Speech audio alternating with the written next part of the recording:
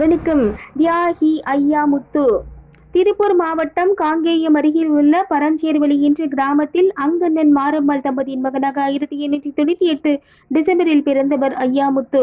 நீதிமன்ற உதவியாளராக பணியாற்றிய இவர் வ.உ. சிதம்பரனார் மற்றும் சுப்பிரமணிய சிவா கைது செய்யப்பட்டதை அடுத்து சுதந்திர போராட்டத்தில் ஈடுபட்டார். 1921 கோவைக்கு வந்த மகாத்மா காந்தியை முன்னிலையில் தன் மனைவியுடன் காங்கிரஸில் இணைந்து கதர் இயக்கத்தையும் துவக்கினார்.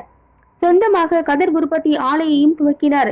கோவை போலீஸ் குடியிருப்பில் நிலவிய தீண்டாமையை எதிர்த்து போராடினார். கேரளாவின் வைக்கத்தில் நடந்த தீண்டாமைக்கு எதிரான போராட்டத்தில் ஈவேராவுடனும் பங்கேற்றார்.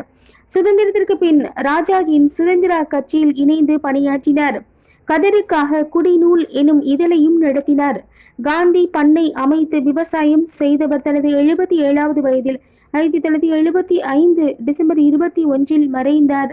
தியாகி ஐயாமுத்து சர்வோதயா சங்கத்துக்கு தன் சொத்துக்களை தானமாக வழங்கிய தியாகி. நன்றி.